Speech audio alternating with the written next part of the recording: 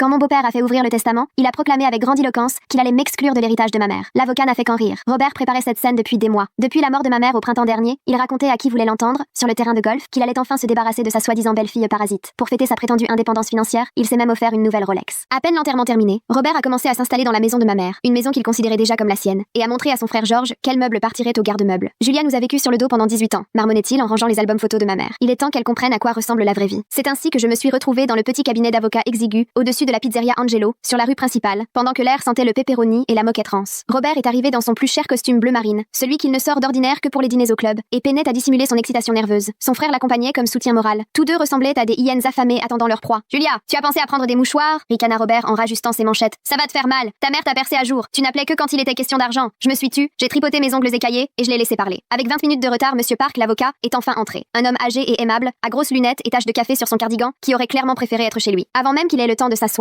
Robert s'est jeté sur lui. Ne perdons pas de temps, Park. J'ai été marié 12 ans à Catherine, donc évidemment, je récupère tout. Et mettez-le par écrit. Julia est totalement déshéritée. Pas un centime, pas une lampe, rien. Georges acquiesça vigoureusement. Bonne décision, Robert. De toute façon, la jeunesse n'a plus aucun respect. Monsieur Park cligna lentement des yeux derrière ses verres et sembla sincèrement surpris. Ah, pardonnez-moi, mais de quel testament parlez-vous exactement? Robert devint écarlate. Du testament de ma femme, évidemment. Celui qui me lègue la maison, les comptes d'épargne et l'assurance vie. Ne faites pas l'innocent. Monsieur Park posa lentement sa mallette et regarda Robert comme s'il parlait chinois. Monsieur Richardson, je crois qu'il y a ici un malentendu. Quel malentendu? S'emporta Robert. C'est bien vous qui nous avez convoqués pour l'ouverture du testament. C'est alors que Monsieur Park se mit à rire. D'abord doucement, puis franchement, avec un rire libérateur. Robert et Georges échangèrent un regard interloqué, tandis que mon cœur se mettait à battre plus vite. Désolé, mais il n'y a pas de testament, hoqueta Monsieur Park entre deux éclats de rire en s'essuyant les yeux. Votre femme n'en a jamais rédigé. Le visage de Robert devint soudain livide, comme si le sol se dérobait sous ses pieds. Comment ça, pas de testament? Monsieur Park sortit une seule feuille de sa mallette. Je vous ai invité pour vous expliquer la succession légale. En l'absence de testament, tout revient aux héritiers légaux, conformément à la loi. Pendant un instant, le visage de Robert s'éclaira. Donc, en tant qu'époux, pas exactement, l'interrompit aimablement Monsieur Park en me regardant droit dans les yeux. Comme Julia a été officiellement adoptée par votre épouse il y a 15 ans, elle est l'héritière principale. La maison, les comptes, l'assurance, tout lui revient automatiquement. Le silence tomba d'un coup dans la pièce. En bas, on entendait Angelo faire griller des burgers. La bouche de Robert s'ouvrait et se refermait comme celle d'un poisson. Mais je suis le mari, Monsieur Park hocha la tête avec compréhension. Oui, et dans certains États, les conjoints ont effectivement des droits successoraux. Mais Catherine a adopté Julia avant votre mariage. Elle est légalement sa fille. Vous, en revanche, êtes le beau-père, sans lien biologique ni adoption. Vous n'avez donc aucun droit automatique. Georges attrapa Robert par le bras, outré. Ce n'est pas possible. Si, tout à fait, répondit Monsieur Park, presque joyeux. Ça arrive plus souvent qu'on ne le croit. Beaucoup pensent que le mariage suffit, mais la parenté de sang et l'adoption prime. Robert avait l'air sur le point de s'effondrer. La maison, donc maintenant c'est la maison de Julia, balbutia-t-il. Et les comptes? Monsieur Park acquiesça. Tout revient à Julia. C'est alors que je pris la parole pour la première fois, juste assez fort. Et au fait, quand est-ce que je récupère les clés? Robert sortit en trombe sans dire un mot. Georges sur ses talons, marmonnant quelque chose à propos d'avocat et de justice. Par la fenêtre, je l'ai vu donner un coup de pied dans une poubelle et hurler sa rage vers le ciel. Monsieur Park me tendit sa carte de visite. Appelez-moi lundi, nous réglerons les formalités. Ma mère disait toujours, à la fin, la vie remet les choses en ordre, à sa manière.